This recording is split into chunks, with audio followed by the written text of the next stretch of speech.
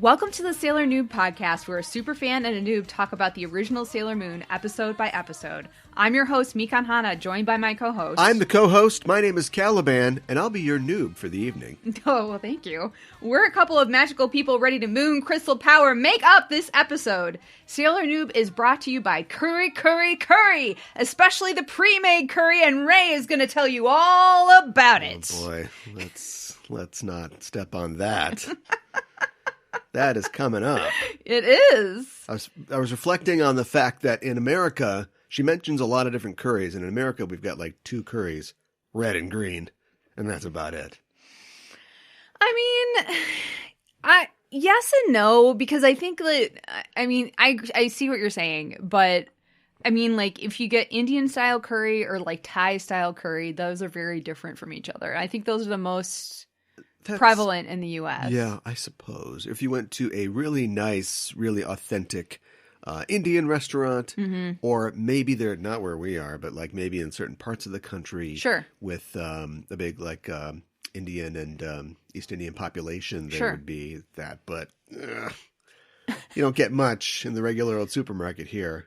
Oh, not in the supermarket. You're absolutely right. No, I mean, I could go out and buy the 30 to 40 spices required to just make it on your own, I guess. But what you're exposed to is not a lot. No, and we do have a really nice Asian grocery store in close to where we are that has a lot of different kinds of curry, and they have like the I'm forgetting the name of it, but the blocks of curry that you use to make Japanese curry, that a lot of Japanese people don't make stuff from scratch like Mako is doing. Right.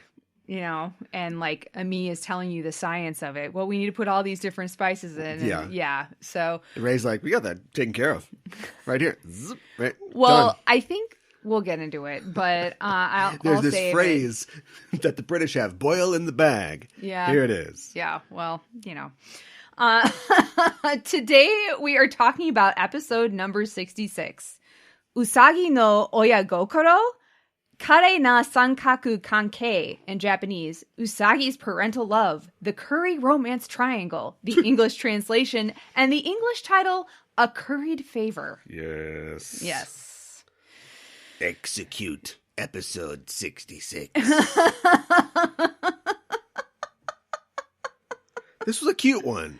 Yeah, it was cute. Not to give my review away early, but a lot of things going on. A lot return of some elements, and it all mixes up into a nice, delicious blend, like a curry. That's where I was going with that metaphor.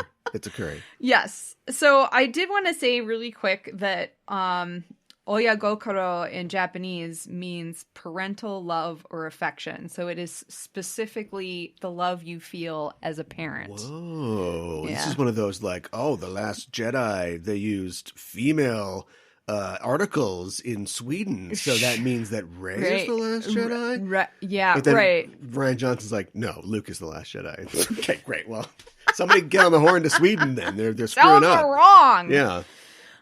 Would you like to give a synopsis? I would love to. All right. In this episode, we open once again on a Tokyo morning. You know it's morning because of sunbeams. Yes. Chibi-Usa is confronting a rather remorseful-looking Mr. and Mrs. Tsukino in the living room of the Tsukino house. And it seems that they had agreed to participate in Curry Day at Chibi's school, where the parents come in and I guess make curry with the kids on a Sunday. But now they have family business to attend to, and they can't make it. And Shingo says, kids get hurt when adults break their promises. You tell him, Shingo. I like Shingo. Didn't get that Red Ryder BB gun last Christmas, I guess. Still sore about it. Kids also get hurt when they get one line in this episode. Usagi shows up looking for dinner, and her parents think, I don't remember ever having a daughter. Oh, Usagi! Right. Hey, Usagi, she can go with you. You can make curry with the parents at Chibi's school. And Usagi says, it's up to big sister Usagi. And Chibi does not love this idea. Yeah. Says that she'd rather that no one goes. And Usagi says, fine. Later on, Chibi is on the balcony. Does she get the room with the balcony, or is this maybe just a publicly accessible balcony? Does the master bedroom have the balcony? I have no idea. It's a nice little balcony. Yes. She's looking at the stars, and she thinks, I'll be just fine on my own. And she has a flashback of a time she was having dinner with her mother and father. Mm-hmm. She saw a ship passing by in the bay. Mm-hmm. We see this, and we see these tall crystalline buildings all around the city. Mm-hmm. Back in the present, Chibi's pretty sad. She misses her mom and dad. In Usagi's room, Luna is giving her the 3rd degree, saying that Chibi is just a child, and Usagi is in junior high, so she should be taking the high road and not getting in fights with Chibi. Yes. Plus, Chibi is far from home and her family, so cut her some slack. And Usagi's like, okay, I get it. I know. I'm going to get some rice crackers. I know. Usagi goes down to the kitchen. She sees Chibi trying to make rice by herself. And Chibi's saying to herself, I'm independent. I don't need stupid Usagi. She's not doing too well with this rice. No. She starts crying. She's got rice all over her face. A rice face. And Usagi takes pity on her and asks her where the rice crackers are. No. She tells her, hey, let's ask Mamo to come to the curry party with us.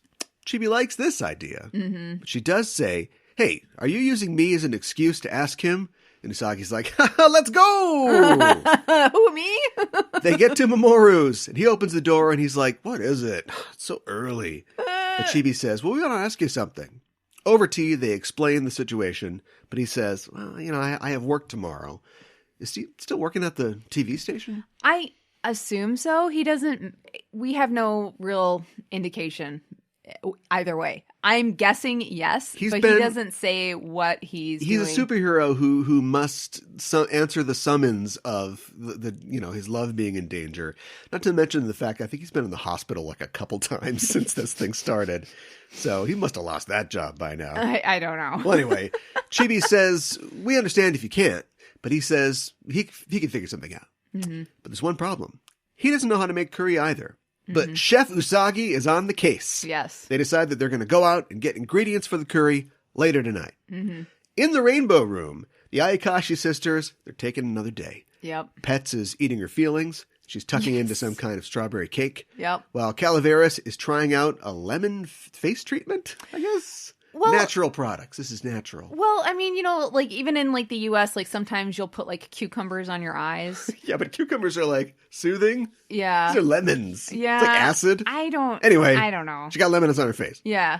She says that's how people of this time make their skin nice and smooth. Mm-hmm. Petz brings the wisdom, saying that men who judge women by their appearances are scumbags. But Calaveras says, wow, I know you were dumped, but acting prickly about it isn't attractive. Petz throws her cake down. Happy birthday to the ground! She's ready for a fight. But Rubeus shows up and says, getting along is a beautiful thing. And he kind of surprises them. And you pointed out to me that Calaveras quickly whips the lemons off of her face. And you don't see where they go. But in the next shot, she's chewing. I know! I missed that the first watch through. That was really great. I know. Rubeus says, another crystal point has been found. It's Juban Supermarket. With rare avocados and a 93 summer clothing bargain sale. Petz says, I got it, and runs off quick, but Calaveras rushes after her. Mm-hmm. Over at the Mizuno house of forlorn regret, Ami and Usagi, it always just seems so, I don't know, now that I know, the circumstances of Ami's life, it's just, I don't know. I mean, I don't pity her, but it's sometimes, I empathize, I feel for her. Yeah, I know. It's unclear whose house it's at, but maybe it's Ami's. I think it is because we've seen the condo before. It's the sort of we saw the same chunky exterior looking condo. I think. Okay, yeah. I didn't catch that. Sorry. I'm pretty sure that's it. Okay, I could be wrong, but we know that there's space. Yeah. Mom's not there. Okay. Ami and Usagi are looking at the recipe for curry, and there's a lot of ingredients. Mm-hmm. Ray says, "Hey, I brought curry," and it's like a packet of curry. It's like the kind that you get in a supermarket aisle. It's called. Here, curry. Here, it's curry. So I have something to say about that because they translated it a little wrong because the katakana actually says "hi kare," which is yes curry, not here curry. Better. But you know, no, it's curry. Yeah. So. We talked about this before. This is pre-made curry. Yeah. When we talked and and I've made this in college. No shame. I know, but and this, you boil it in a bag. Yeah. It's in a bag. We see her do it later in her dreams. This confirms something that I called out before, that Ray is poor.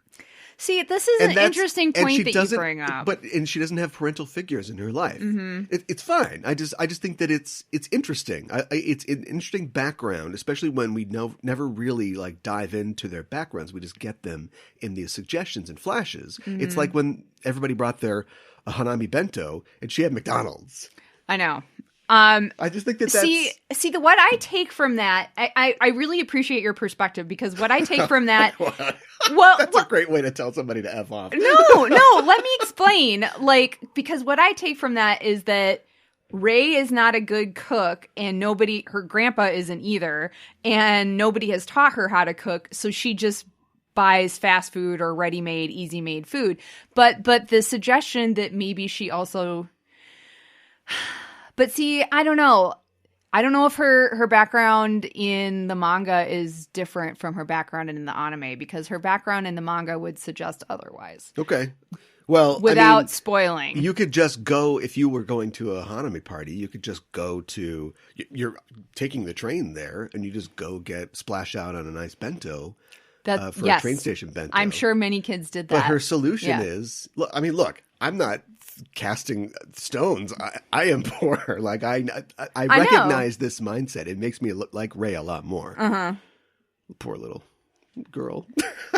Anyway, all right. Yeah. Okay. It's not even going to be a problem, because Makoto is here to save the day. Yes. She says, "All right, we got to chop the carrots, and the onions, the potatoes, and zip zap zap." She cuts up a carrot. Manako's like, "Wow, it's my turn," and she starts like chopping like the royal executioner, like a real overhand swing on this thing. She's like, "It's fine if you're having fun." And suddenly, the fun time music stops. She grabs her hand and she says, "I cut off my finger." I know. And everybody, including me, freaks out. And they do this thing where I don't know if there was like blood on the cutting board, but they put like a red blur over the board to censor it. Yes. But honestly, it makes it so much worse. It looks like she chopped off her hand. I know. And everybody's screaming, "Call an ambulance!" And Mako says, "We have to reattach it. Wait, this is a piece of carrot." Turns out she just cut herself a little bit, but I still had a heart attack. I know. Seriously, this is the most frightened I've been for these characters the entire series. And they all died at the end of season 1. They've literally died. They've literally died. This scared the crap out of me. Usagi is up, and she's taking this seriously. She's applying herself. She's getting some good cutting done. She's cutting away. And we pull back. We see there's no vegetables on the board. Whoopsie. Later that night, Usagi, Chibi, and Mamoru are headed to the store, and on their way they see a beautiful sunset over Tokyo. Chibi is holding Mamoru's hand, and she remembers a similar walk with her parents, perhaps on the same street. And there's this nice, slow version of Maiden's Policy playing. Kind of sounds like there's a mellotron playing the theme. What is a mellotron? A mellotron is like an electronic piano, and every key plays a piece of tape, like a recorded electronic tape. And so you use that to get specific sounds and sort of combine them. It's like a precursor to, now you just get a Casio keyboard, but has a certain sound, tone to it. Okay, sure. And while this is happening, Chibi instinctually grabs Usagi's hand. And Usagi thinks, she's just a kid. I feel at peace when I'm like this. And Mamo's thinking the same thing. And Luna's behind them on the street thinking, hey, this is a nice scene. Is it just me? Or is Luna being drawn different in this episode? I hate the way she's drawn. She's like more anthropomorphic and like a little bit, she's very feminine. I don't. It'd be like if you took the new Lola Bunny and then you started drawing her like the old Lola Bunny. It's weird because I think they drew her neck longer and like her shoulders are very pronounced. Shoulders like and her insouciant. and she's curvier. Yes. And I don't like it because she doesn't really look like a cat. She looks like you were saying, like a human cat. Yeah. It's kind of weird and I don't like it. She's going to guest star on Beastars. Yeah, right. Do not like. Yeah. Sexy Luna is the scariest Luna yet. Yes. Chibi quickly comes to her senses and says, hey, Usagi, don't hold my hand. And Usagi says, you were holding mine. At the supermarket, Petz and Cal are once again working for a living. They have a stand where they're selling. I know. Good point. They're always fighting themselves with name tags. Yeah. This is a bad beat for villains. Yeah. They have a stand where they're selling dark fruits or mystery fruits, and they've got a girl working with them who has a darker skin tone, which is not a problem right now, but get ready to be offended. Yeah. The fruits themselves are weird. They're dark purple on the outside, and the flesh within is deep red, almost blood color. It looks like bloody meat. Yeah, when it looks it's like they've up. cut like meat up. It's gross. Petz gives the pitch. You there, reeling about your anxious life. Black is perfect for the unhappy person. I have some dark fruit. We can both be unhappy. So they're goth fruit. I get it. Yeah, right. This pitch does not go over well. We're not moving any fruits. No. So Calaveras takes over. She says, ABC, always be Calaveras. I love that. That's What do we think about when we think about fantastic. fruit? Yes. Oh my God. You know, Calaveras is Dawn from Mad Men. That's perfect. it's not a carousel. It's Calaveras. She gives everybody the, come taste my fruit pitch. Yes. Plus she adds that they're half off, so that helps. And Yeah. people try their samples. And as soon as they eat these samples, they are filled with dark power. Which in this case kind of makes them zombies. Like they start Yes. like shuffling around. And the third girl, the assistant, jumps up and says, okay, everyone, start touching all the other merchandise. And as they do, it all becomes rotten on the shelf. Yeah. Like fruit molders and meat goes bad. Cans rust? I guess? Disappear? Something. Yeah. Outside the store, Usagi and friends arrive, and Usagi tells Luna to wait outside because pets are not allowed. Not pets. Pets. See the problem? Yes. Okay. Yeah. It's never been an issue before. In English. Yeah. It's never been an issue, but Luna says, meow, and waits outside. I think sorry, I just thought of something. I think she meows because I don't think that Chibi-Usa has heard her talk yet. I Oh, man. Don't know how that's possible, but that's what I think is going on there. Because Mamoru knows she's a talking cat. So it's not for Mamoru's benefit. Who's been tracking that? Not Okay. that it matters, because Yeah. she literally saw them in action last episode, and nothing's mentioned this episode. I know. So anyway, moving on, Luna stays outside. Inside, it looks like a scene from Dawn of the Dead. The aisles are filled with zombie customers. At the meat counter, Mamo and Chibi realize that all the meat is spoiled. And Usagi's like, no! Juban Supermarket is known for their freshness. Hope that check cleared. Mamo says, well, let's go to another store. And he and Chibi leave. So that's that. It's like, thanks, Mamo. We can't be here when all the fun goes down because I guess she still doesn't know you guys are superheroes. Yeah. Luna runs in and says, I know. Usagi, can I talk now? Yeah. Something's wrong. On the street, Mamo and Chibi are at like a street side meat vendor. Yes. They're trying to decide what to get. Yes. Beef, I'm guessing. I'm but guessing. Maybe something else. Yeah. When Sumimasen, it's Rei. Yes. She must be on her way to the Aldi. She it. what? She says, I thought you guys were with Usagi. But Chibi says, I don't care about her. And Rei says, oh, that's a bit harsh. You know, she has her own way. And Chibi says, yeah, can you make us some curry? I know, right? That's all she cares about. And Rei says, I can make all kinds of curry. Indian, Sri Lankan, hometown restaurant. And we see a vision of her boiling a bunch of bags of pre-made curry. Yeah. One of them says, Gavan, and I think it's supposed to be Gavran, like Gavran chicken.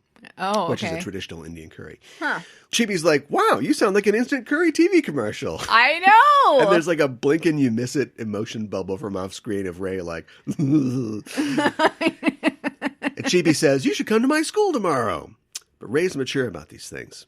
She thinks about how it might be awkward between her and Mamoru and Usagi later. Yes. Mamoru says, well, if it's going to be awkward because of me, I won't go. But Chibi says, no, you're both going. Yeah. Back in the supermarket, Luna shows Usagi what's happened. Luna touches a pot and it turns to sludge. And Usagi bumps against a shelf and everything on it melts into goo. And Usagi's like, this is terrible. I can't make curry and rice from this. And Luna's like, you have to focus. And Usagi says, no, wait. I found one carrot. Yep. At the bus stop, Rei and Chibi and Mamoru are waiting for the bus. And Rei worries about how this will look to Usagi. She's thinking about this. And Chibi thinks to herself, you know, a while ago when I was with Usagi, it wasn't so bad. I had that nice and warm feeling. She turns to Rei and says, I'm sorry, but we're going to have to let you go.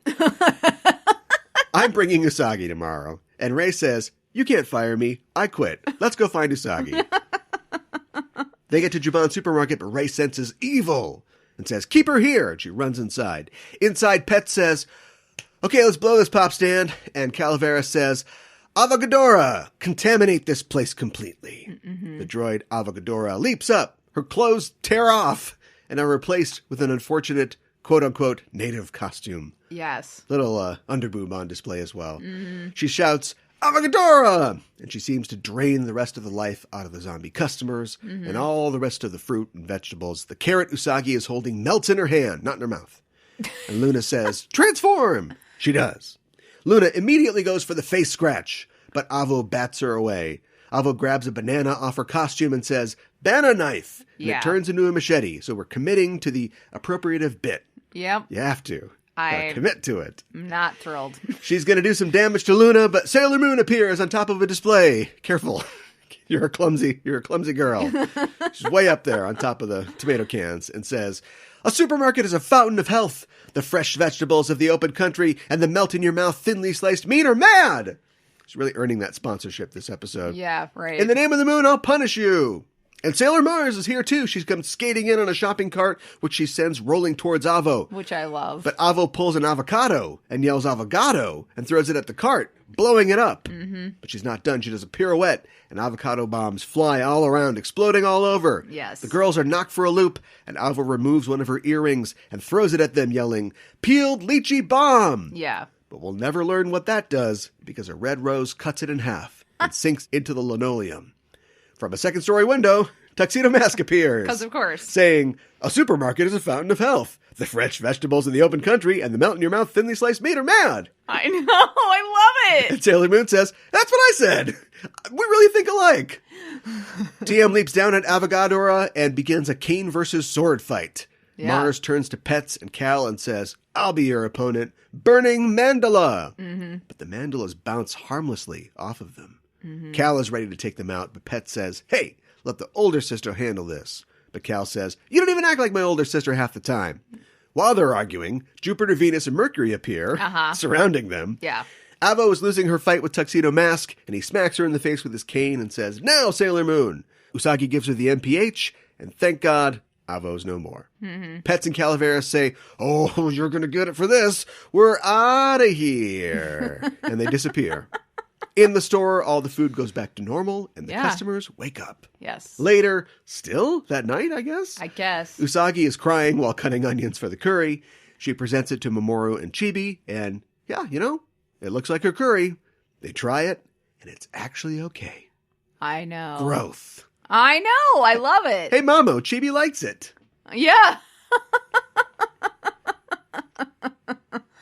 And they were both like, I was happy that they were both there and trying it because, like, they both could be harsh on her, but they both can be nice. So it's like they weren't lying.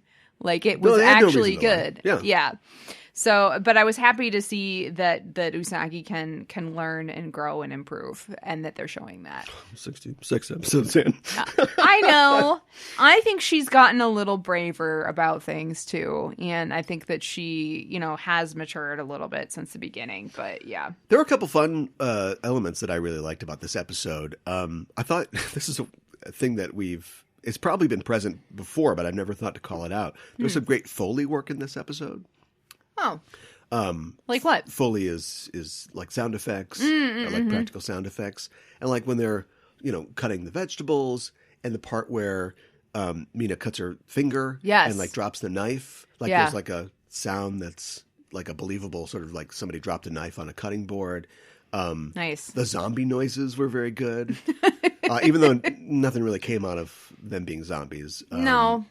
But still, that's clearly what they were trying to do. Yes. They sounded like zombies from a Romero movie or something like that. There was also a thing where, this is all animation, so it's all drawn, but you have to choose your sort of shots. And there's a way to pick your shots and like the movement of your quote unquote camera. I mean, there's a little camera photographing the cells, but you can act like there is a physical camera in the space. So recently I've been watching the old Fleischer Superman shorts just for fun. Okay. And this is pre-TV. There were film cameras back then, but the language of lensing TV didn't exist. But it's amazing what he does with making you feel like there is a camera in some of the shots, like the way it moves around and pans a scene, which is just a big drawing, right? And they do that in this. There's one thing in particular where when Tuxedo Mask appears, Calaveras is like, "What?" And she looks up, and the camera kind of pans up to him, but it doesn't lock immediately on him. It kind of goes past him a little bit and then back, like there's a cameraman sort of honing in. Searching for what she's looking at? Yeah, like it's handheld. Huh. Which kind of like, I mean, there isn't a cameraman there in the world of the show, but it gives that sort of chaotic feel like we're all kind of seeing, oh my God, there he is up there. That's cool. Yeah. That's really cool. I didn't really notice that, but I'll have to pay more attention to that now that you mention it. I also like just really love like how Ray's entrance in this, like on the shopping cart. It's so cool and so fun, and it's a really great entrance too. But yeah, I'm trying to think of like what else. Any other thoughts about this episode? Yeah, so I'm trying to figure out how many points there are because you were obsessed with the points. Because okay, so I guess it's good to track. So there's a star. We've seen a map of Crystal Tokyo, and it has the shape of a star. And a star has 5 points. A star shape. Objectively, yes. Yes, objectively means not. I think you meant subjectively. Subjectively, because we've argued about this. Objectively means I'm literally right. Mm-hmm. And so by this episode, the supermarket is the fifth point that we've explored. The fifth crystal point. We've had the makeup store, Bob Floy, Grandpa's gym house, the charm store, and now the supermarket. Mm-hmm. So I'm like, are we done? It doesn't seem like we're done. I don't think we're done. But I freeze-framed on Rubeus' hologram this episode. Yes. And I saw 8 points. Okay. Does that sound better? It sounds more realistic.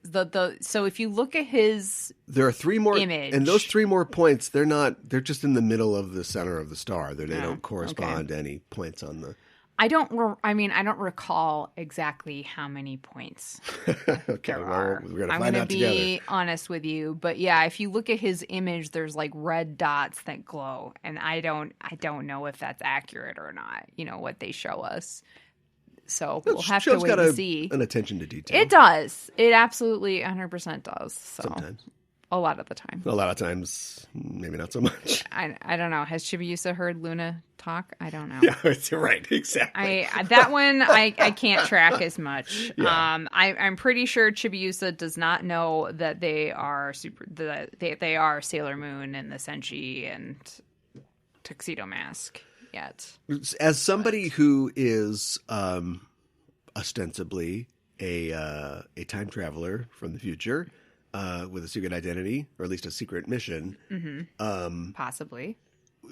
You think that she would be aware of... I know that she's a child, but you think she'd be aware of other people doing secret stuff? Do you know what I mean? Like, no. why do these teenagers just freak out and run off and then come back all sweaty? She's not thinking about it. I don't know why. That's a fantastic point. But, yeah. I don't know. Within the world of the show... All right, so... Oh, wait a minute. That might work. Forget Al-Anon. Just like everybody does. Just forget them for now. Okay. In the first season, there is a direct connection to the Dark Kingdom. The Dark Kingdom doesn't really know who these people are. For some reason, you think that they'd recognize the uniforms. And the sailors don't know who they are. Yeah. But correct. later... but they do, for a while, try to figure... We got to figure out who these girls are. Figure out their identities. Right. And they're never super successful with that. But eventually everybody learns who everybody is, and they learn that they're all tied to each other, and it becomes important. Al-Anon, forget them. There's a possible connection between the good guys and the bad guys in this season, but normally the reason a superhero wears a mask is to protect their identity. Their family. Yeah, and their family, their loved ones, yes. Yeah, because when the Green Goblin finds out who Spider-Man is, he just goes and blows up Old May's brownstone, and that's the end of that. Yeah. And so none of the villains, maybe the villains would think to do that, but we don't have that problem really with the bad guys after the first season. Mm-hmm. In the first season, we can go, let's grab Naru, or let's grab Mamoru, and then we can use them to manipulate the sailors. Yeah.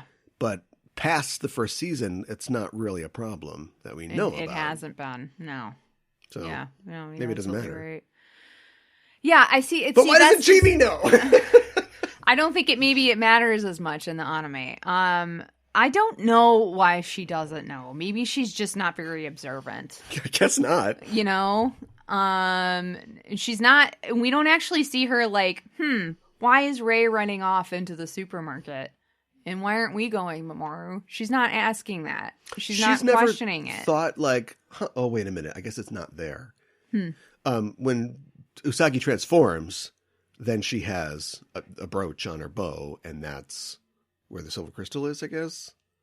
We don't know. That's my theory. Yeah. But when she's in plain clothes, it's not there. So is it just in like, the magic dimension, or it's just not there? Yeah, you would think that maybe like she would have gotten better direction on how to look for the Ginzo show, but apparently not. Get out there. Yeah. Just do it. Rummage around. Do it. If you hear about can do it. Store selling wishes, go check it out. Yeah, right. Maybe it'll be in do they have Christmas crackers in no, of course not. I don't think so. No, but like, yeah, right. Find it in a Christmas cracker. Right. Maybe it'll be an ornament Don't somewhere. fall into your You're a child. People give you things. Yeah, right. Just look cute and people give you things. Yeah, we'll send you because you look cute. What? No. Here's a terrifying cat head that floats around. And you're off.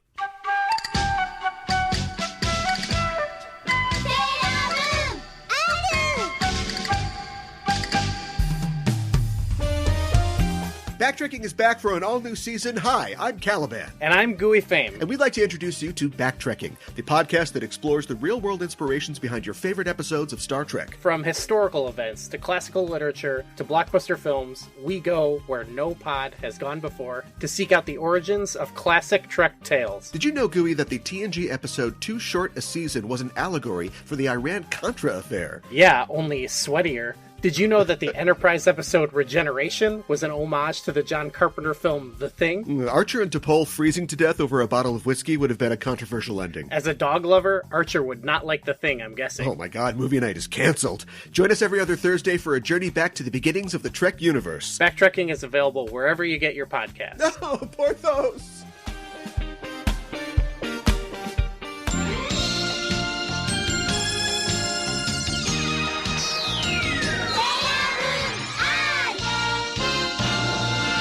For Kyoho Miru, or Curiously Looking Around, where we talk about elements of Japanese culture within the episode, today we are going to be talking about Japanese supermarkets. As both Sailor Moon and Tuxedo Mask say, quote, a supermarket is the people's fountain of health. So a supermarket in Japanese is Sūpa. This is shortened from Sūpāmāketto, which is, although is correct, is not used frequently. So it's just used Sūpa, which is fun to say and sounds like super. They like shortening things. They do. Let's get to the point. Let's combine words. Let's get to the point. Yeah. Let's. I got a train to catch. Yeah, right. Exactly. To get stuffed into. Well, let's be efficient. So. In Japan, some grocery stores are small and old-fashioned local stores, while others are modern and much larger in size, and frequently are connected to train stations or maybe just across the street, what have you. There are a lot of Sūpa in medium-sized municipalities and suburbs. However, they're more challenging to find in the center of Japan's largest cities. I mean, that kind of makes sense, right? I feel like, you're not going to find a lot of Sūpa in like the heart of Tokyo. Yeah, you're going to find some, but they're just not going to be as prevalent, if that makes sense. So supermarkets in Japan are similar to those in the West in a lot of ways, but there are some noticeable differences as well. So I was in Japan in college for 6 months and frequently went to the Sūpa, but I didn't really look around a whole lot when I was there. I wish I had been a little bit more adventurous and explored more and tried more varieties of food, but I basically had my staples that I would buy, maybe a snack, and I would kind of like get in and get out. So I was like, what is really different? So I had to kind of like go back and like remind myself and watch some videos about Sūpa and kind of reorient myself on some of the differences. So shopping carts in Japan are a little different and much smaller than the very large shopping carts that we are used to in the West. Typically, it's a metal frame cart with a shallow section where you can securely place a plastic shopping basket on top. You can also place a second basket on the bottom of the cart. Also, the wheels on these carts swivel in all directions, so they are typically easily to maneuver. Oh, like an IKEA cart. Yeah, right. Some smaller Sūpā chains often require customers to use a 100 yen coin, which is about $1 to unlock a cart, and this is typically returned when you bring your cart back. Right. When I was in Japan in college, I stayed with a host family for a short period of time. And while I was there, I went with my host mom to the Sūpā frequently. She shopped for food either every day or every couple of days. This is fairly common in Japan to go to the store this frequently to buy food. And there's a real emphasis on freshness in Japan. And part of that is only getting food for a couple of days and eating it relatively quickly. Yeah. Also, Japanese refrigerators tend to be really small and do not have a lot of room for storage. That's a good point. When I lived in the dorms at my school, I went shopping about once a week, but it was just me and I did not buy a ton of food. It should also be mentioned that the freezer sections in Japan tend to be just one aisle, unlike those in the West where we have multiple aisles. Again, this is emphasizing the preference on freshness and also not having a large freezer. Sure. Most Sūpā in Japan are not open 24 hours a day, especially as you get further away from the cities. The hours of operation vary. Sūpā typically open anywhere from 7 a.m. to 10 a.m. Those are the times that they open. And then they close anywhere between 8 p.m. to 1 a.m. This is slowly shifting, with more Sūpā changing to being open 24 hours. Just as a reminder, kombini are open 24 hours. So if you really need food, there's a lot more options at Japanese kombini that there are at like convenience stores in the U.S. And you can get a lot of fresher food than you would typically think.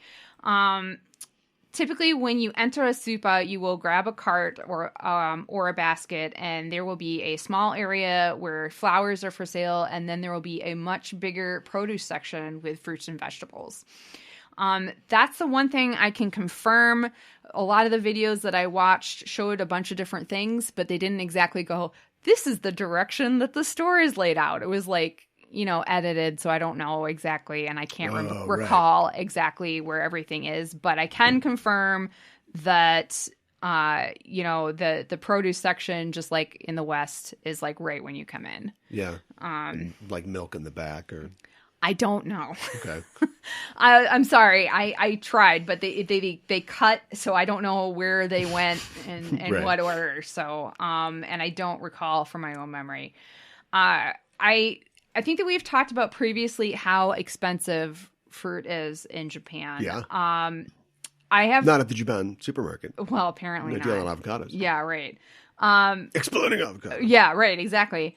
I have read a lot of blogs and watched videos that say that vegetables are also expensive, and then they proceed to show you that you can get 3 cucumbers for under $3. And so I'm just not seeing it. I don't think that vegetables are as expensive as vegetables aren't really expensive in Japan. I just don't think so. A buck of a cucumber is, often they are cheaper than that, but it's not terrible. Right. I just don't think A U.S. dollar? Yes. Yeah. Okay. So I think that people are like saying are grouping vegetables in with fruit for some reason, but I just do not think that is what's going on. Yeah. One reason why fruit is very expensive, the Japan Agricultural Cooperative, or the JA, is the national administrative organization behind fruits and vegetables in Japan. And it has set incredibly severe rules for fruit that are sold at Sūpā. Any fruit that has imperfections is typically not put out for sale. So whatever does pass their really high standards, the price goes way up. On the positive side, fruits in Japan are typically high quality. Fruits are frequently given as gifts for house visits or special occasions. Some are even sold in nice-looking gift boxes. Muskmelons. Seriously, Happy birthday. Here's they're an nice. apple. Well, maybe not exactly an apple, but yeah. Muskmelons or muskumelon, for example, are some of the most expensive fruits in Japan and are often given as gifts. They're very small too. Like they're only like, I don't know how, maybe like less than 5 inches in diameter. Okay. And they are about that size, and they typically range in price anywhere from between $30 to $200. Huh. They're expensive. Yeah. And yeah, Very expensive. very expensive. Yes. This is on the high end as far as fruit goes. In 2016, 2 Yubari King melons, which is a premium type of cantaloupe, sold at auction for 3 million yen. That's $27,240. It was for auction. It might have been for a good cause. So that's an extreme. But These NFT melons. well, okay. So I think I started reading about this a little bit, and part of it is in Japan, there's a real appreciation for where food comes from, and appreciating and thanking like the people who grew it or produced it. What would that be like? Yeah, I know. And these melons are really, really well looked after. Like there's typically like 1 melon grows per vine. If it gets really hot out, they'll put a little protection thing on it. They read stories to it. Basically, yeah. They handle it with like gloves, and they like, it's like these melons have the best life. And they taste really melons. exactly. It's something similar to that, and apparently they taste amazing. I have not. They were very expensive, so I did not have any. But so there you go. Something else that I noticed when I was there is a lot of fruit, like a lot of like apples and peaches specifically, and some other fruit that they're sold in these like, it's like it looks like a little mesh holder thing.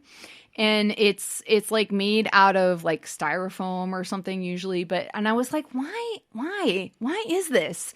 But the more I think about it, the more I think it is to protect the fruit, because if it gets scuffed and everything, they can't sell it. You can't sell it for $200. So, and also maybe to make it look nice as well, like we're presenting it. Yeah. So that's what I think. Something else that is important to note about produce in Japan is seasonality. I think we've talked about this a little bit with desserts, but unlike many Western countries, most of Japan's fruits and vegetables are grown domestically. While this guarantees standards and freshness, it also means that you can only get certain fruit and vegetables during certain months. For example, mandarin oranges are in season from early winter to early spring in Japan, but they are difficult to find outside of those months. Huh. So unlike here where we can get like apples all year round or what have you, it's like a specific time that you can get that. Yeah. It should also be noted that fruit is typically thought of as more of a dessert in Japan, and you will frequently find fruit in or on top of cakes and parfaits. When I was in Japan in high school, my host family typically served fruit and tea as an afternoon snack. I think it was my first day in Japan. I remember being served Kyoho grapes, which are like Concord grapes, so they're kind of bigger, and they have a slip skin. So the skin is rather tough, and it is typically not eaten. My host family showed me how to suck the grapes out of the skin and discard the skin on a plate. And apparently a lot of people in Japan peel the skin instead. So anyways. Like just with your fingers? That's something I'm trying to figure out because I literally, it comes off very easily. So it's just easy to suck it out of the skin. Sure. I guess you could just peel it because it is a little tougher. And you could just do it with your fingers. Wow. But that would be a lot of work. America, let's make seedless grapes so they're easy to eat. I know. Japan, let's put a skin on the grapes. I know. Keep the seeds inside. I know. I mean, it's good.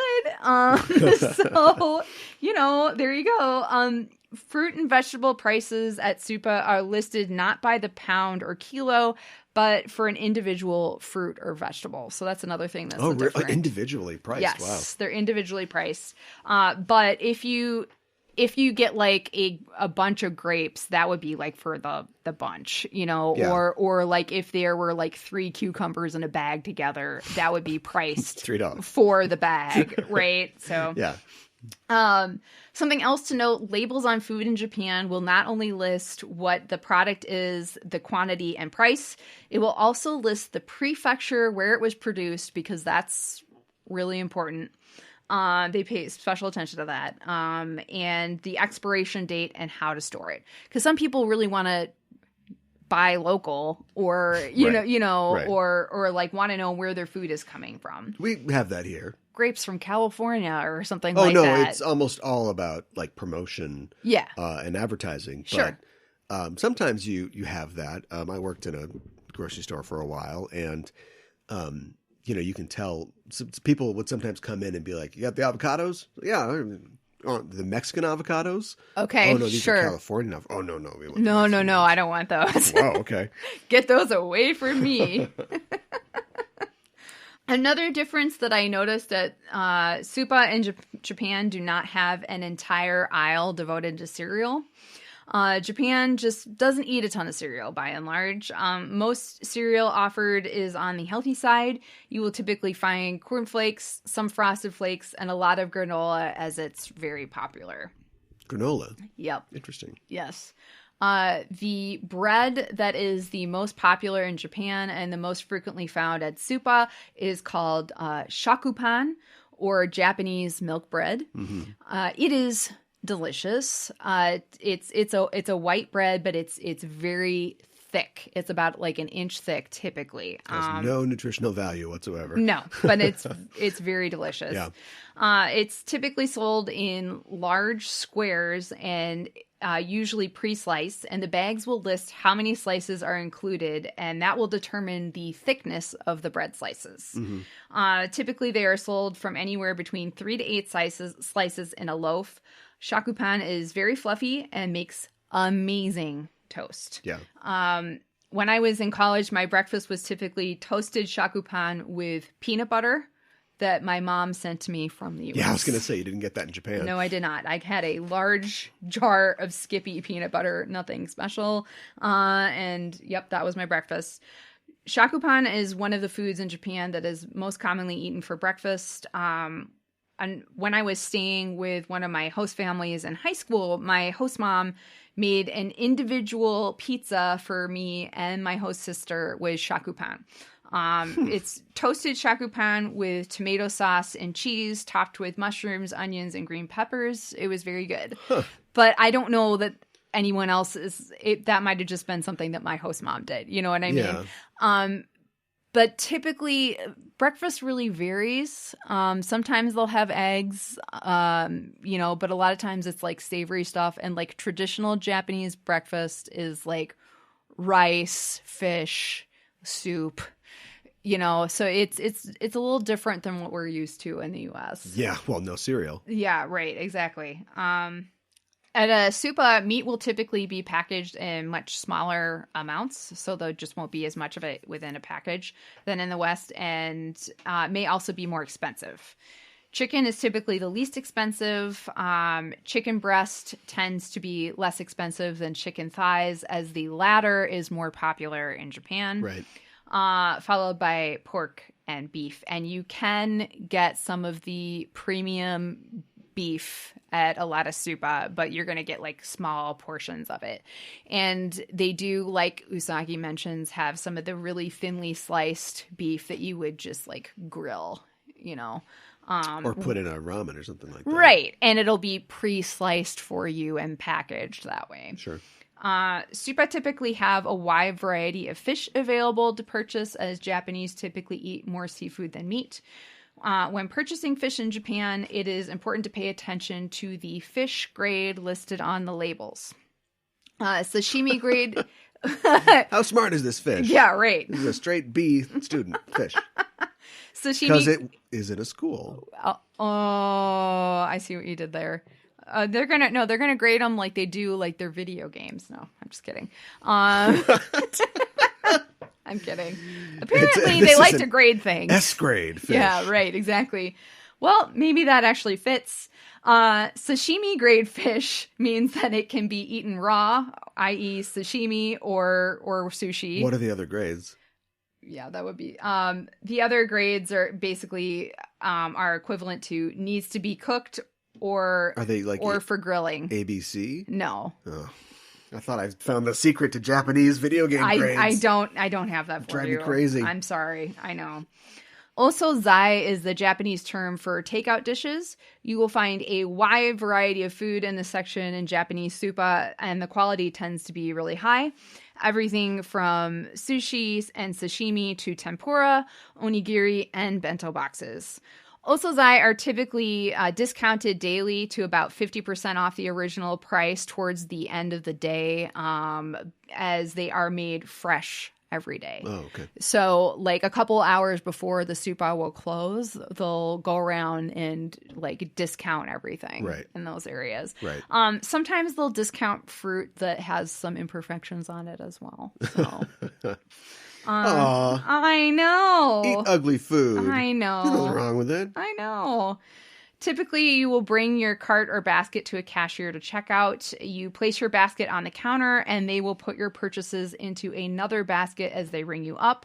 A lot of supa in Japan have two-color basket system, which is anti-theft.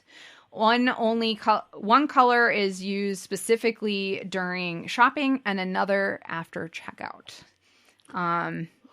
Yes. So, but you're carrying your things from the register. I'll explain. To your car. I'll explain. And you put them in the receptacle or something, and then they're used again, or. Yeah. So basically, they'll ring you up, and they'll take your items that you shopped for from your basket, your shopping basket, and put them into another basket. You will pay for the food. And then you... Oh, okay. Once you have... Okay. Yeah. So then they're in the second basket. And once checked out, you will bring your items to the bagging areas, which are typically stations or islands past where the cashiers are. They're just little areas where you can bag your food. And then you will bag your own items. And as of July 1st, 2020, all supa will charge customers at least 1 yen. That's less than 1 cent US dollars per plastic bag. And I actually saw in a video, so some stores will have self-checkout options. And if they do, most of them have the option to change from Japanese to English. Yeah. And I saw in one video, somebody was using a self-checkout option, and they picked up a plastic bag, and there was a barcode on the plastic bag. Huh. So they rung up their plastic bag before they bagged their items. Yeah. Apparently there are some machines in Japan, where you can select an animal noise to go off every time you ring something up. Anywhere from like a cat to like a dinosaur. I saw this one video. There is this guy, like, he'd selected a cat, and so the sound for a cat in Japanese is nya instead of meow. Right. And so it nyas at you every time you swipe an item past. And he was like amused by it too. You could tell, so this is not necessarily like a common thing, but another thing that was mentioned in my research, and I guess I just didn't even think about this when I was there, is you use cash a lot in Japan, maybe more frequently than some Western countries. Sure. And so there are still some supa that might not take credit cards. Oh. So it's a good idea to have cash on you. That's very cash money of you. Yeah. This is something, so they don't typically, when you do an exchange of money, you buy something in Japan, you don't typically hand the cashier your You put it your on the card. velvet, like in a casino. Okay, they have, I don't know what they're called, but they have little trays where you would put your credit card or you would put your cash, and then they take the money or the card from the tray and then they put it back there. Huh. Okay. I don't know if it's just to be polite or we're just trying not to touch each other and spread germs, but this is something that they've had for years and years and years. So I don't know. It's just something that I thought about because some people were like, when I was reading blogs, they're like, Japan's focuses so much on customer service. I don't understand why they don't offer to bag your groceries for you. Yeah. That's just not an option. I think it's about not spreading germs, and also this is food you're going to put in your mouth. Yeah, that's kind of what I think. I could see it. So yeah, that's Sūpa. So that's Sūpa. It sounds like a very European sort of way to do it. The smaller stores, you shop more frequently. Right. But I know that they've got big box stores in Japan. They do. And they've got things like Costco. Mm-hmm. They do. Where you can go get a pallet of weird crisps or consomme chips or whatever snacks they've got. Exactly. Seaweed flakes. Yeah. And there are some other stores that also like focus on like imported food. Oh. Or have more of it, because you're not going to find a lot of food from other countries, a lot of Sūpa, you're not going to find that as much. So then some of those stores have food that is also kosher and halal, which you might not necessarily frequently find at a Japanese Sūpa. Sure. So on that topic, or actually the exact opposite of that topic, a lot of seafood is more affordable. Yes, exactly. There's a lot of seafood that's more affordable. You will find a lot of options with some things that are more common with Japanese food.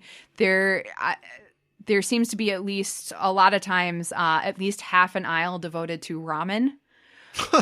In a lot of Japanese Sūpa, you will find large sections of soy sauce and mirin to choose from.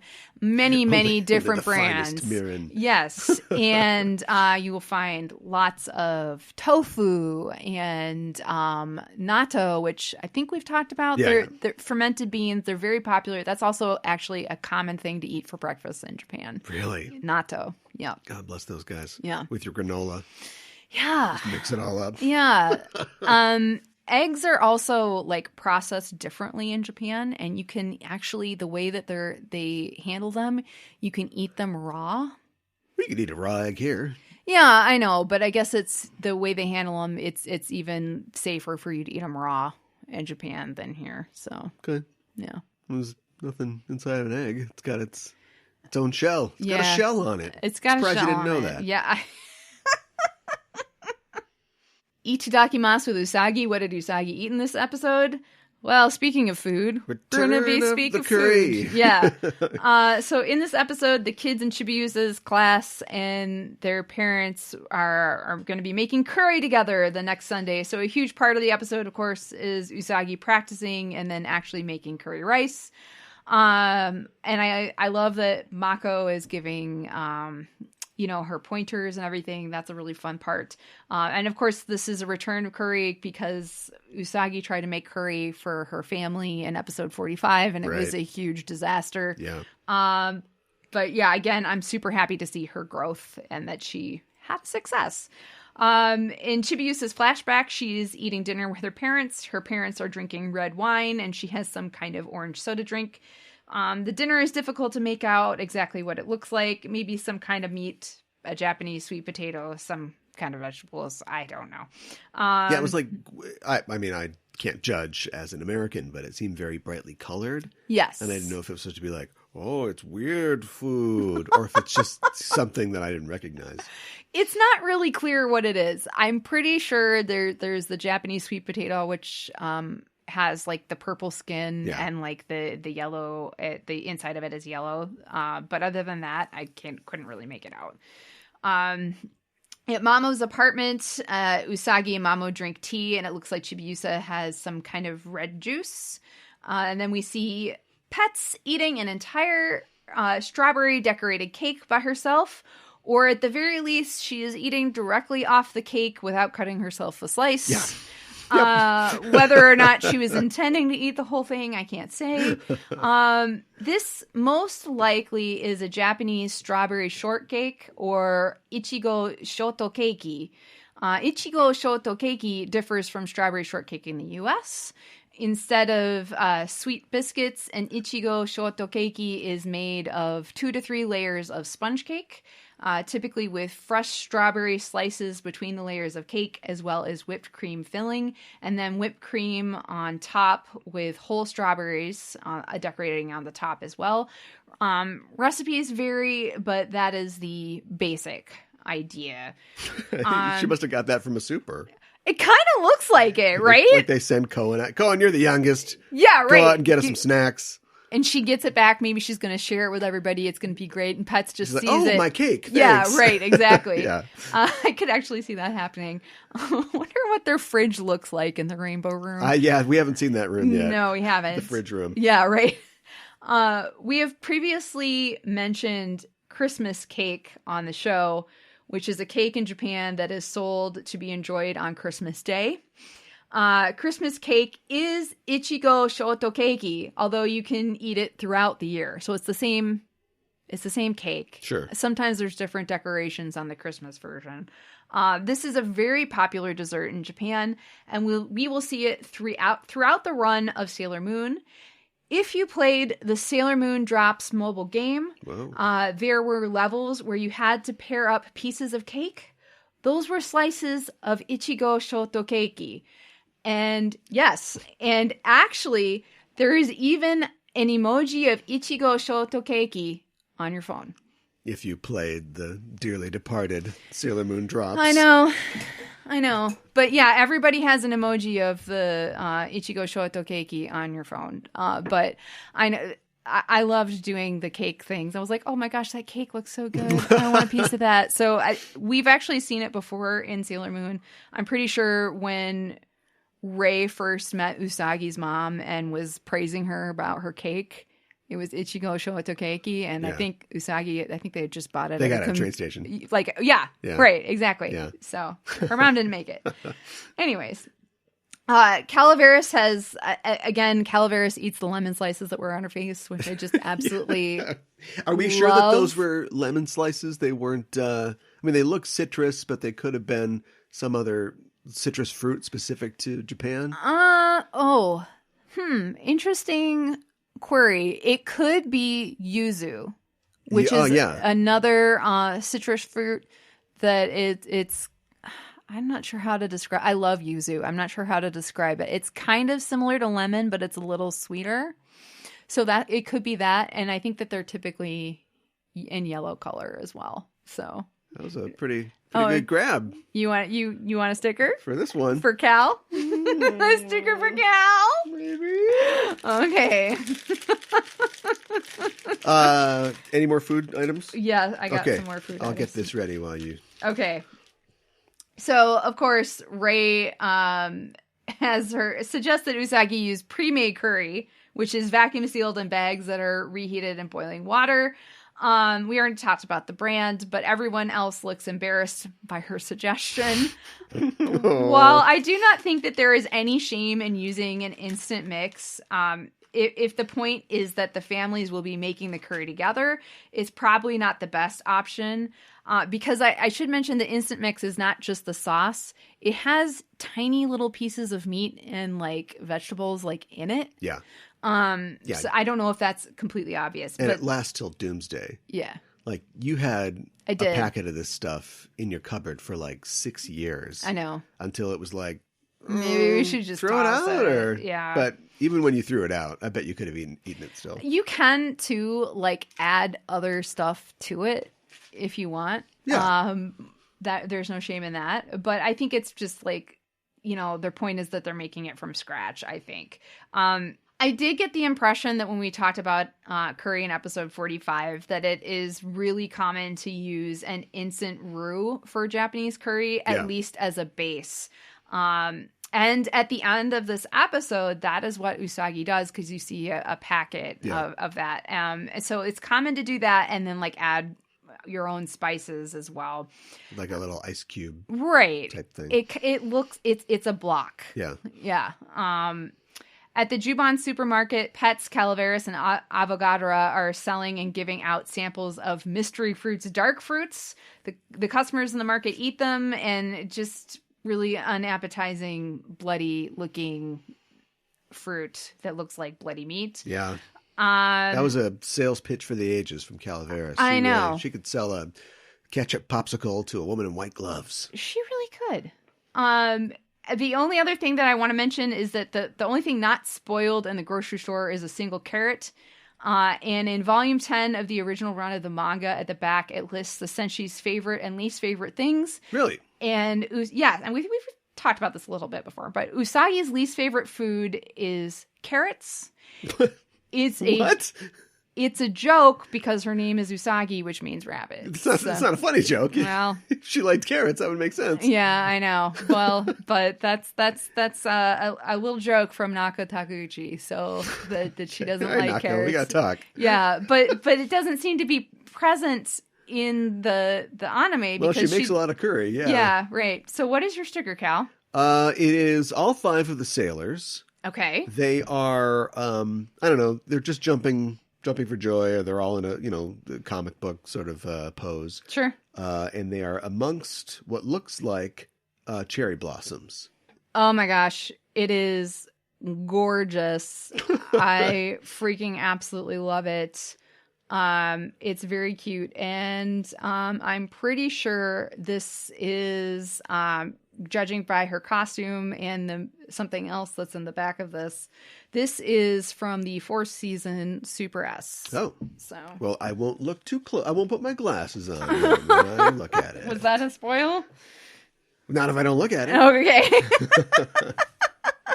Put that on the inside of the Trapper Keeper. Oh, okay. Villain gauge, we rate a baddie 1 to 5 dark stars, 5 being the most wicked. The droid in this episode is Avogadra. It is pronounced Abogadora in Japanese. Avogadra's name is a play on avocado, and she does throw avocado bombs, obviously. In Japanese, avocado is abocado. So it's ABOKODO, but apparently it is commonly misspelled as abogado, ABOGADO. And in Japanese, and hiragana and katakana, the characters ka, Ka, and ga, Ga, are the same base character. Ga just has the dakuten marks added to it. The dakuten marks look kind of like quotation marks, and they're written to the right of the character. Oh. So that's something that like you use to change how a character is pronounced. Interesting. Yeah. So that's why I think maybe it might be a misspelling, at least partially. It might not be the only reason why it's misspelled. But anyways, my guess is that they are making a joke by having her name feature a common misspelling. Yeah, and also just, taking, it's not the Dich way of doing it is just, I'm avocado, but they're putting a little twist on it. Right, exactly. Giving it a little juice. Yeah, literally.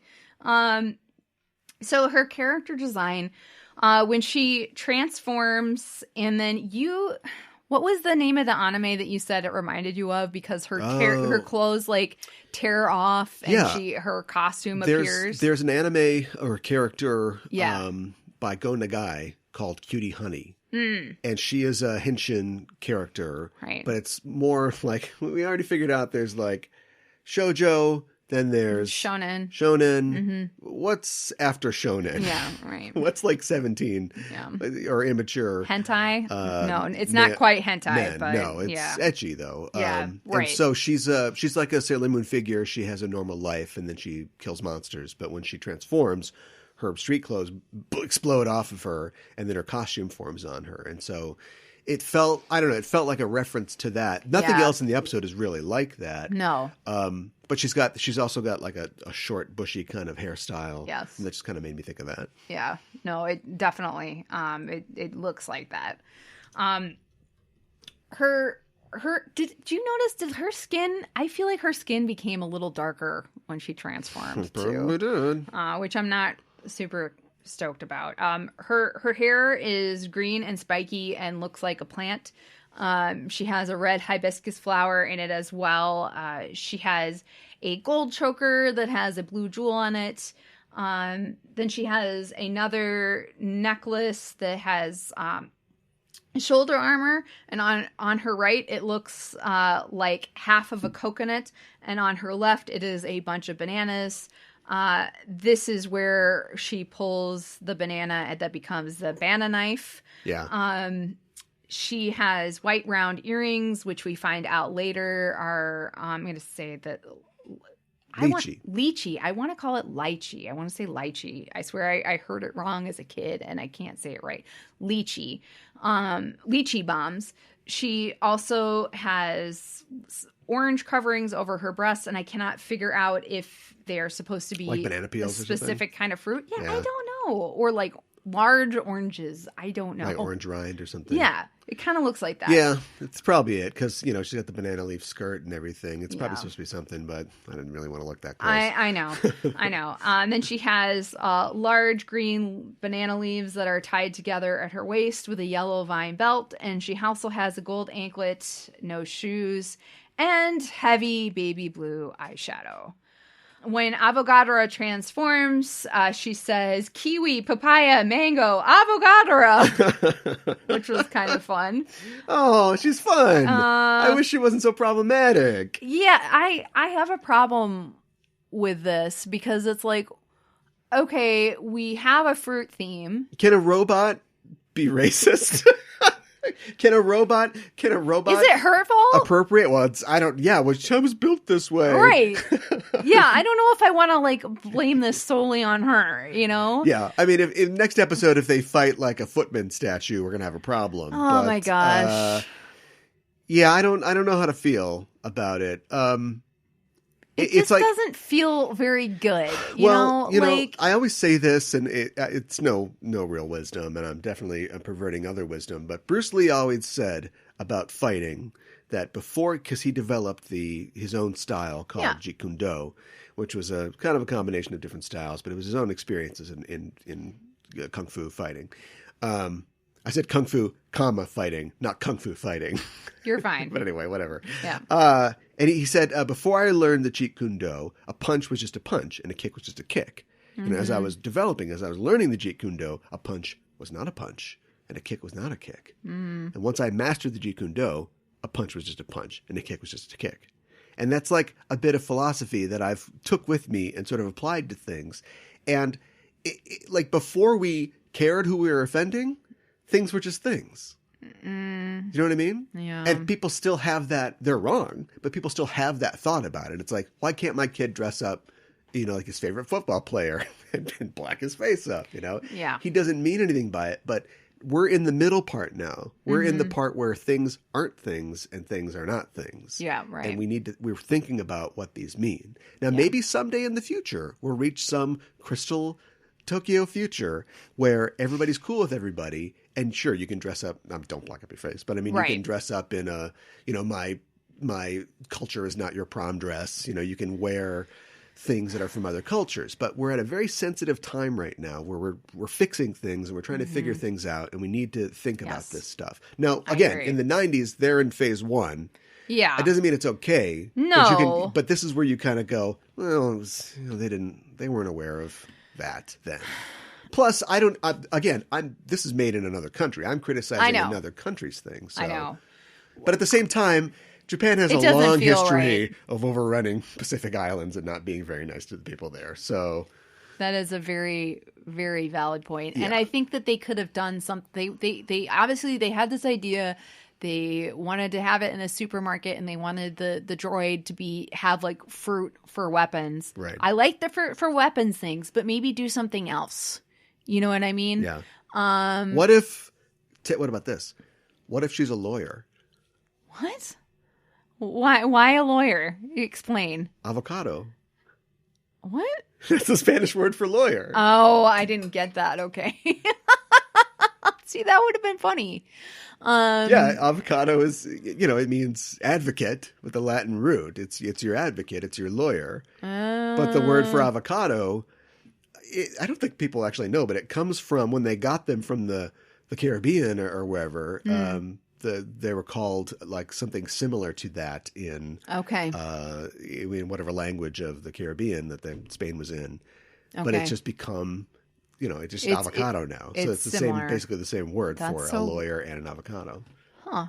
Interesting. But they wouldn't have known that. So you could have like a Phoenix Wright type character who's like, objection! You can't do that in this store. We'll throw avocados at you. Yeah. Well, yeah. I don't know. But yeah, it just doesn't. It looks bad. It looks really bad. And they steered into it with the whole Harry Belafonte, banana thing. I know, and like the skirt that's tied together with like a vine and like barefoot and just like why are we doing this? Yeah. Just why are we doing this? I like her plant hair. That's I like the cool. fruit stuff. I like the fruit stuff. Yeah, like Carmen Miranda is like, why not go that way? I was thinking that, but I was like, she's not hurting anybody. I don't know. She's got much fruit like, is that okay, or would that be like appropriation as well? But like, if you had you had fruit on your head and you throw it at people, I don't know. Is having fruit on your head appropriating something? I don't know.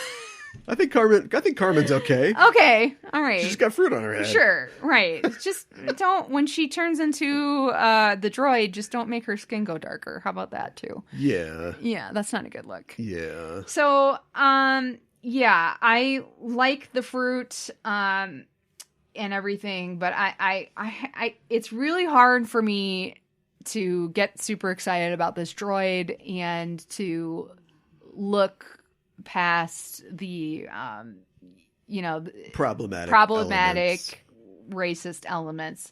So and she was effective-ish, but I'm going to give her 2 out of 5 dark stars. No S rank for this one. No. Not suitable for sushi. Yeah, I'm probably going to go 2 as well. This is just one of those, okay, we'll call you. Yeah. Type things. Yeah. As far as the design goes. Yes. Based on the design, it is a strong design. And it keeps it, I kind of wish I'd given Janemba, that's not it, that's from Dragon Ball, Jamanin a 1, because I still feel like that's just a really weak design. But got away with a 2. And this one's probably going to get away with a 2 as well. All right. That's okay. Just don't go over there. I don't want to look at you anymore. I'm done with you. For Sabu or Dabu, where we talk about the most interesting differences between the sub and the dub, I've got only one factoid this week. In the dub, the droid Avogadro's name was changed to... Avocado. You got it. Ugh. Yep. Why not like avocado? I don't know. Just like avocado. It's just the first thing. I know. Well, let's do this. To be fair, they were probably working on like 10 different cartoons at once. And they're like, I don't know, avocado, move on. I guess. Are we worried about the grass skirt and like the racism? Avocado, moving on. I know. It's weird. To be fair, 2, 3, 4, 5, 6, 7, 8, 9, 60 plus episodes. We have not had this conversation very often.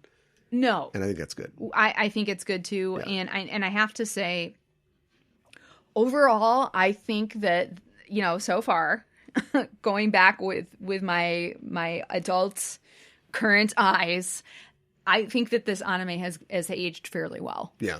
And you can't say that about everything. No. So, looking forward to them fighting that lawn jockey next week. Oh, stop it. So now we're up to where we rate the episode. I like that Usagi is sweet and kind towards Chibi-Usa throughout a lot of this and suggests that they ask Mamo to join them with some obvious ulterior motives. But, she's trying to think of ways, in some ways, she's trying to think how can she make Chibi-Usa more comfortable with her helping her. I like that Usagi asked Mako for cooking tips, and that Chibi-Usa feels warm and fuzzy with Usagi and Mamo, but not quite the same with Rei and Mamo.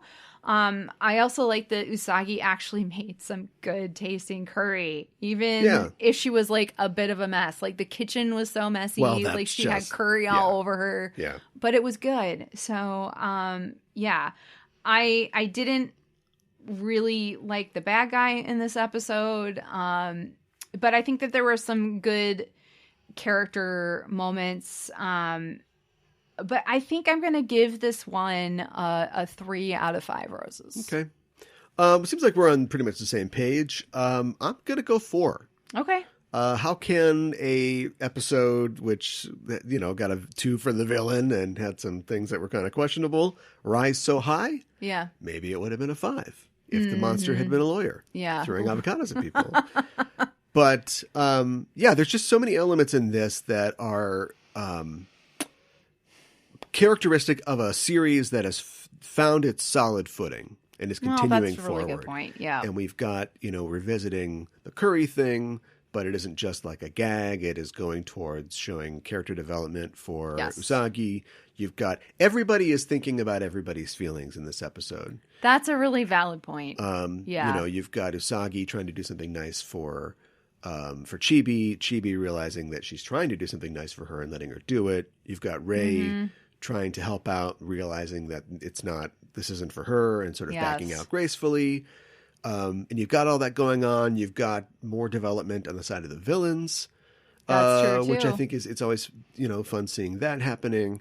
And a lot of great, like I said, sound work and camera work. And this is just a solid thing. And it's one of those things where it goes so long, it's almost all the story of our characters. The heroing almost feels like an afterthought. And usually I criticize that when they jam it in. But it's so explosive and effective and quick that it's like using action to be the last part of the argument. You let the action or the action of the story build up to a point where it has to be settled in violence, and then it's just it's settled that way, and then we move on. Yeah. And I think it's well used. The super heroics are well used in it. I think that's a good point. So I think it's good. All things considered, I give it a 4. All right. My English title is Chibi-Usa's Homesickness. Curry is a warm hug. Curry is a warm hug. Mine is, yes, we have no bananas, but we do need to talk about cultural sensitivity.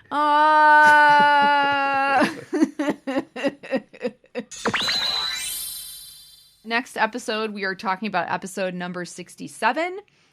Umiyo, Shimayo, Bakansuyo, Senshi no Kyosoku in Japanese. The beach, the island, and a vacation. The Guardian's break, the English translation, and no English title, as it was not included in the Deke dub. Oh, the trifecta! Yep. Yukio, Romeo, Yep. Yo-yo. Your favorite. Your favorite. Are we going back to the hostel? It's not called a hostel. Yeah, what is it? I can't remember the name of it right now. Pension. Yes, thank you. Pension. No, the stickers are over there.